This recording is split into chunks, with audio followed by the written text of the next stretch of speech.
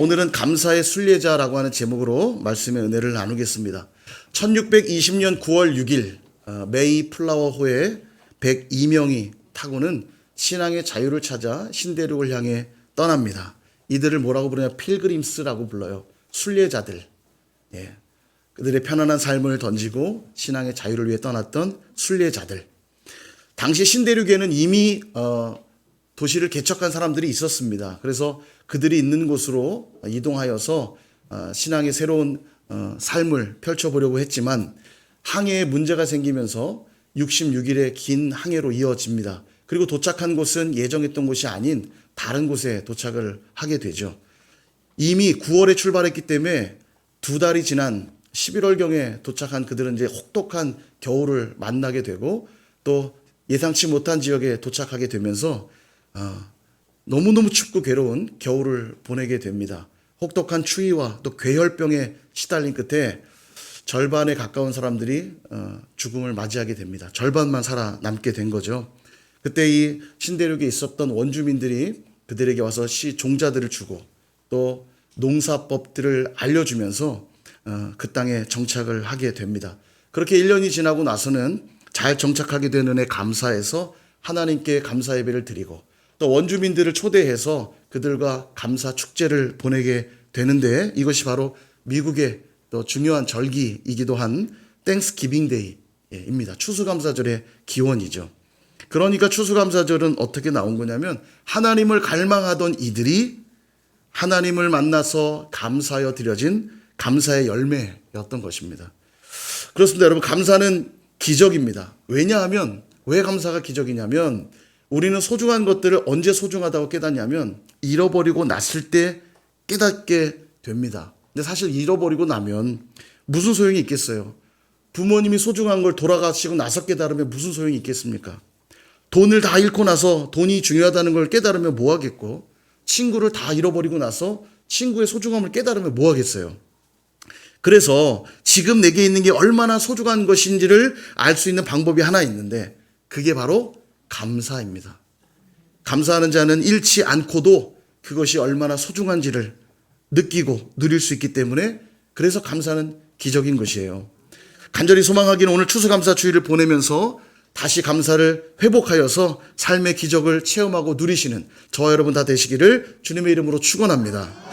여러분, 오늘 본문은 화목제사에 대해서 말씀하고 있는 내용입니다. 우리 SBS 공부했죠? 5대 제사 뭐죠? 번, 소, 화, 소, 건. 예, 이것은 꼭 드려야 할 5대 제사인데요. 그 중에 하나가 이제 화목제입니다. 화목제를 좀 설명을 드리면 화목제는 일종의 감사제예요. 감사제. 하나님과 화목하게 되었음을 감사하고 이웃과 화목하게 되었음을 감사하는 제사가 화목제죠. 번제라든지 속죄제 같은 경우도 굉장히 중요한 제사입니다. 드리지 않으면 절대로 안 되는 제사이기 때문에 제물의 종류를 다양하게 규정하고 있어요. 왜냐하면 소 같은 것은 비싼 제물이기 때문에 여유가 있는 사람들은 소를 준비할 수 있지만 가난한 이들은 소를 준비할 수 없잖아요. 그런 이들에게는 비둘기와 같은 새도 드릴 수 있도록 규정을 하고 있습니다. 왜냐하면 가난한 이들도 하나님 앞에 제사할 수 있어야 하니까요.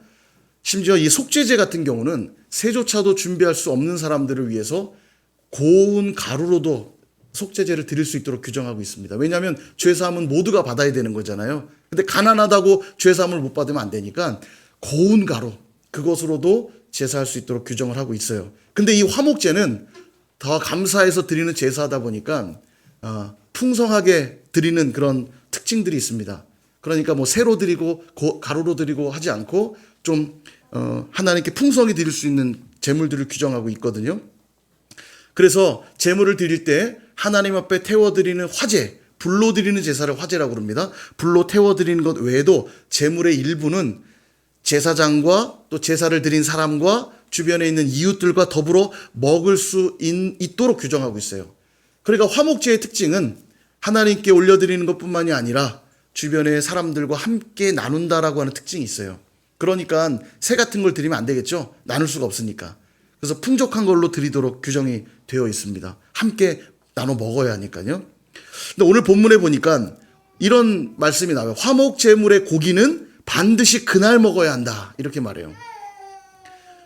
그러니까 화목제는 태워드리는 것만이 아니라 제물의 일부를 먹는 것까지가 제사라는 얘기예요. 태워드리고 제사가 끝나는 게 아니라 태워드리는 건 태워드리고 나머지 고기로 그날 다음날 넘기면 안 돼요. 그날 그 고기를 전부 먹는 것까지가 제사를 드리는 내용이라는 겁니다. 그렇다면 도대체 그날 고기를 다 먹어야 한다는 뜻이 무엇일까? 오늘 이 본문의 내용을 근거로 우리의 감사 예배는 어떠해야 되는지 몇 가지로 나눠보고자 합니다. 첫 번째, 감사는 매일이어야 해요. 감사는 매일.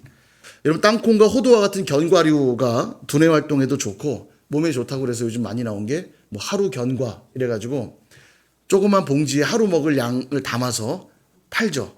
드셔보셨죠, 다? 예, 이 하루 견과. 그래서 매일매일 하루에 일정한 분량만큼 먹으면 두뇌 활동에도 좋고 몸에도 좋다고 그래서 하루 견과를 많이 팝니다. 이 견과류가 씹는 맛과 재미가 상당히 솔솔하잖아요. 장례식장 가도 이런 것만 계속 먹게 돼요. 땅콩. 그죠? 예, 아마 공감하실 텐데. 그래서 이 하루 견과 같은 게 저한테 걸리면 하루 견과가 아니라 한방 견과. 그냥 끝납니다. 다 먹어버려요, 저는요. 아무튼. 그런데 이 감사제 고기를 그날 다 먹고 다음날까지 남겨두지 말라고 규정을 하고 있는데요. 그 의미는 무엇인가? 오늘 우리에게 적용한다면 우리의 감사도 그날 해야 된다라고 하는 교훈을 주고 있습니다. 거기다가 남겨두지 말라고 얘기하시잖아요. 그 말은 마지못해 하는 감사가 되게 하지 말고 온전한 감사가 되게 하라는 거예요. 시편, 제가 참고 구절을 안 드렸던 것 같은데 시편 50편 23절에 보면 이렇게 말씀합니다. 감사로 제사를 드리는 자가 나를 영화롭게 하나니 그의 행위를 옳게 하는 자에게 내가 하나님의 구원을 보이리라. 아멘. 어떤 자가 하나님을 영화롭게 한다고요? 감사로 제사를 드리는 자가. 우리가 감사할 때 하나님은 영광을 받으세요. 믿으십니까? 그리고 그들에게 구원을 보이시겠다고 약속을 하고 계세요. 그러니 감사보다 더 좋은 예배가 어디 있겠습니까? 오늘 하나님 앞에 여러분 예배하며 나갈 때 뭐를 준비하고 나오셨나요?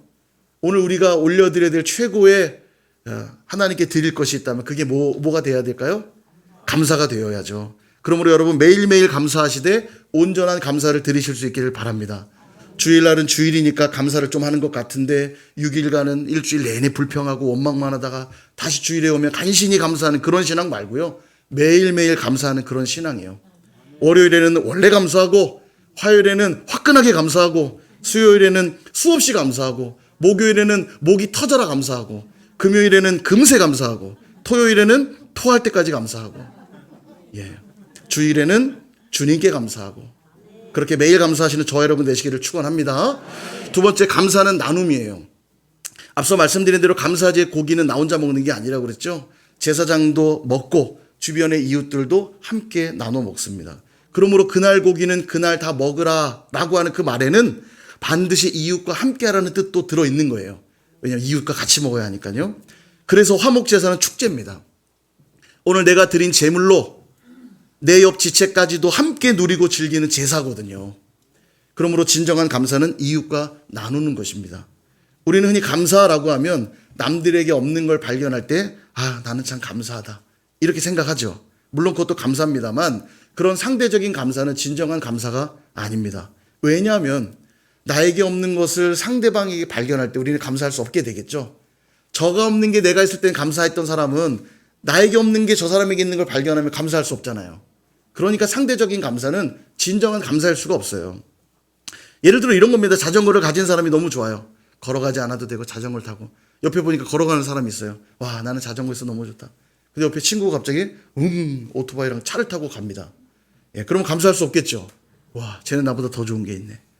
여러분, 그래서 상대적인 감사는 진정한 감사가 아닙니다. 그럼 진정한 감사는 무엇이냐? 내게 있는 것이 무엇인지를 확인하고 그것을 누군가에게 흘려보낼 수 있을 때 그게 감사가 되는 거예요. 마치 화목제를 드린 후에 그 고기를 이웃과 함께 나누게 될 때 그것이 비로소 제사가 되는 것처럼 사도행전 20장 35절에 우리 주님은 이렇게 말씀하셨어요. 주는 것이 받는 것보다 복이 있다. 아멘. 여러분, 왜 받는 게 주는 것보다 더 복되냐? 받는 게 더 복된 것 같지 않아요? 왜 주는 게 더 복일까요? 줄 수 있다는 건 이미 나는 받은 자라는 표시이기 때문입니다. 이미 난 받았기 때문에 줄 수 있는 거예요. 내가 이미 받은 자라는 걸 알지 못하면 절대로 나눌 수 없어요.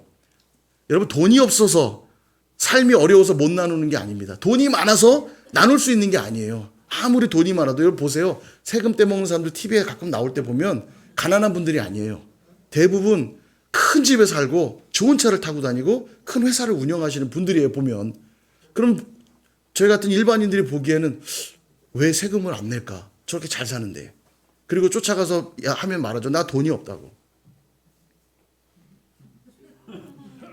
여러분 그게 돈이 없어서일까요? 마음이 가난한 거죠, 마음이요. 내가 누군가에게 나눌 수 있다는 건 이미 내가 많은 걸 받았다고 믿는 자들이 기꺼이 나눌 수 있는 거예요. 늘 부족하다 여기는 사람은 절대로 나누지 않거든요. 그러나 사실 여러분 나눈다고 하는 건 내 손에서 사라진다는 걸 의미하지 않습니다. 오늘 내가 나눈다라고 하는 건 하나님께 심는 행위예요.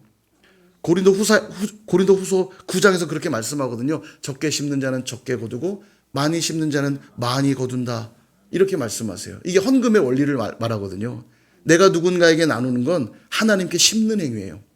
그분께 많이 심으면 심을수록 누구에게로 돌려받습니까? 하나님께 돌려받는 거예요. 그러니까 감사할 수밖에 없다는 거예요. 나누면서.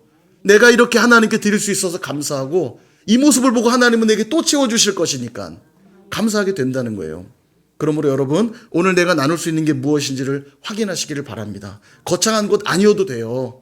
마음을 나누면 되고요. 기쁨과 사랑을 나누면 되고요. 시간을 나눌 수 있고 또 먹을 것, 입을 것들을 우리는 나눌 수가 있습니다. 제가 지난주 목요일 날 캠퍼스 사역을 가느라고 주유를 급하게 하려고 저기 LPG 주유소를 갔어요. 우리 이 근처에서 제일 싼 데 어딘지 아시죠? 우리 최강욱 권사님이 거기 계세요. 근데 이제 이렇게 늦다가 보니까 사무실에 앉아 계신 게 보이더라고요. 이렇게. 그래서 인사나 하고 가야겠다. 그러고 들어가서 권사님 안녕하세요 인사했더니 반가워하면서 가만히 있으라고 하더니 어디를 달려가세요. 왜 그러신가? 했더니 늘 갈 때마다 그러시긴 하는데 막 달려나오더니 비닐봉지를 이만큼 제가 드릴 건 이거밖에 없어요. 그러면서 이만큼 봉지를 차에 덜썩 넣어주시는데 보니까 음료수가요. 음료수랑 물을 가득 봉지에 채워갖고 주시는 거예요. 근데 이제 이것도 이거지만 막 주고 싶어 하시는 그 권사님 마음을 보니까 너무 감사한 거예요. 권사님 정말 감사합니다. 그리고 캠퍼스 가서 아이들하고 이걸 다 나눴어요. 음료수 마시라고. 그럼 아이들은 어떻게 했을까요? 애기에게 이랬을까요? 아, 목사님 감사합니다. 여러분 그래서 감사는 감사를 낳는 거예요. 저도 거저받았지만 제가 또 나누니까 그 아이들에게 또 감사가 나오잖아요. 목사님 감사합니다. 예, 내가 받을 감사도 아닌데 그렇게 감사는 감사를 낳고 우리 모두를 풍성하게 만드는 거예요. 그러므로 여러분 나누는 삶이야말로 진정한 감사이고 그 감사를 통해서 하나님께 영광 올려드리실 수 있기를 축원합니다. 자, 마지막 세 번째는 감사는 거룩입니다. 레위기 22장에 또 보면 화목 제물에 대한 또 다른 규례 설명이 나오는데 이렇게 나옵니다. 한번 들어보십시오. 너희가 여호와께 감사 제물을 드리려거든 너희가 기쁘게 받으심이 되도록 드릴지며 그 제물은 그날에 먹고 이튿날까지 두지 말라. 나는 여호와니라. 아멘. 여기 보니까 너희가 기쁘게 받으심이 되도록 드리래요. 이 말이 무슨 말이냐면 쉽게 말하면 하나님이 정해놓은 원칙대로 하나님이 정해놓은 기준대로 드리라는 거예요. 그래야 하나님이 기뻐하시니까. 감사 제물을 드리려거든 너희 방식대로 하지 말고 하나님이 정해놓은 방식대로 드리라. 그럼 그 방식이 뭐냐? 제물은 그날에 먹고 이튿날까지 두지 말라는 거예요. 반드시 그날 먹어야 됩니다. 만에 하나 그날 다 먹지 못하고 남았다. 그러면 그 고기는 반드시 불에 태워버리도록 규정하고 있습니다. 먹으면 안 돼요. 왜 그렇게 정하셨냐면 고기를 만약 다음 날까지 두게 될 경우 이게 당연히 실온에 있다 보면 고기는 부패하지 않겠습니까? 그죠? 부패하면 부정하게 되어서 하나님의 거룩이 훼손되기 때문입니다. 그걸 먹는 사람도 위험해지기도 하지만 하나님의 거룩이 훼손되기 때문에 절대로 그렇게 하지 말라는 거예요. 여러분 제사는 무엇입니까? 거룩하신 하나님께 나아가는 행위잖아요. 하나님의 기준대로 순종할 때 우리는 거룩해지는 거예요. 그날 고기를 다 먹으라고 했으면 그날 다 먹어야 하고 부득이하여 남는 경우는 말씀하신 그대로 불 태워버려야 되는 겁니다. 그래야 거룩한 제사가 되는 거예요. 화목 제사를 드릴 때에도 우리가 절대 잃어버리지 말아야 할 것이 거룩입니다. 예, 거룩. 그래서 화목 제사가 감사제란 점에서 우리의 감사가 진정한 감사가 되려면 하나님의 거룩을 잃지 않을 때 진정한 감사가 되는 거예요. 그러니까 내가 좋아하는 것이라고 막 밀어붙여서 안 되고 하나님의 뜻이 무엇인지를 알고 그 뜻대로 행할 때 하나님의 기쁨이 되는 것이잖아요. 그렇다면 우리가 하나님의 거룩을 잃지 않기 위해는 어떻게 해야 되는가? 디모데전서 4장 4절과 5절에 보니까 이렇게 말씀합니다. 하나님께서 지으신 모든 것이 선함에 감사함으로 받으면 버릴 것이 없나니 하나님의 말씀과 기도로 거룩하여 짐이라. 아멘. 말씀과 기도로만 거룩해진대요. 그러므로 말씀과 기도로 나아가면, 말씀과 기도로 나아가는 모든 자들은 삶의 모든 걸 감사함으로 받아 선하게 된다는 거예요. 지금 이 말씀이요. 말씀과 기도로 나아가는 분들의 삶을 한번 잘 들여다보십시오. 그분들 삶에 늘 감사가 있어요. 누가 봐도 저분 어려워 보이는데, 누가 봐도 힘든 상황인 것 같은데 늘 감사해요. 넘어져도 감사하고, 힘들어도 감사하고, 어려워도 감사하고. 왜 그런가 한번 들여다보십시오. 그 삶에는 말씀과 기도가 있어요. 삶의 거룩을 잃지 않기 위해서 말씀과 기도를 붙드는 자들은 분명 그 삶에 감사할 게 없어 보이는데도 감사함으로 받으면 하나님 지은 게 모든 게 선하기 때문에 감사함으로 받으면 버릴 게 없잖아요. 그러니까 그거조차도 하나님이 주신 것인 걸 믿고 감사함으로 받으니까 세상 사람들 눈에는 감사할 게 하나도 없는데 그들의 입에서 늘 감사가 나오는 거예요. 그러므로 여러분, 혹시 내가 지금 감사하지 못하고 있다면, 감사하지 못하는 삶을 살고 있다면 왜 그럴까요? 말씀과 기도를 놓치고 있기 때문이에요. 거룩을 잃지 않을 때 우리는 감사하게 되는데 거룩할 수 있는 길은 말씀과 기도뿐이라는 것입니다. 말씀을 정리하려고 합니다. 사랑하는 여러분, 부족한 게 없을수록 부족해지는 게 있다고 그랬죠? 그게 뭡니까? 그건 감사합니다. 부족한 게 없을수록 더 감사할 것 같은데요. 정말 아이러니한 게 부족한 게 없어지면 없어질수록 감사도 참 부족해지는 걸 많이 느낍니다. 왜 나아질수록, 더 좋아질수록 감사가 사라지고 감사에 인색하게 될까요? 그 이유는 감사는 신앙 고백이기 때문이에요. 신앙 고백이기 때문입니다. 정말로 살아계신 하나님을 믿고 하나님을 섬기는 자들이 할 수 있는 게 감사이기 때문입니다. 동의하십니까? 우리 안에 하나님이 계시면 10,000원이 있어도 감사하지만 우리 안에 하나님이 없으면 1,000억이 있어도 부족하다고 느끼는 것이에요. 왜냐하면 감사의 원천은 하나님으로부터 오기 때문인 줄 믿습니다. 오늘 3가지 말씀드렸어요. 감사는 어떻게 하라고요? 매일 하라고 그랬어요. 매일. 월요일에는 원래 감사하는 날이고, 화요일은 화끈하게 감사하는 날이고, 수요일은 수없이 감사하는 날이고, 목요일은 목이 터져라 감사하는 날이고, 금요일에는 금세 감사하는 날이고, 토요일에는 토 나오도록, 뭔가 좀 그 정도로, 주일에는 주님께 감사하실 수 있길 바라고요. 2번째는 감사는 나눔이라 했습니다. 나 혼자 누리는 건 감사 아니에요. 진정한 감사는 반드시 흘러가게 되어 있습니다. 내게 있는 것들을 나누실 수 있기를 축복합니다. 3번째 감사는 거룩이라고 했어요. 거룩을 잃지 않으려면 무엇이 필요합니까? 말씀과 기도가 필요하다고 했어요.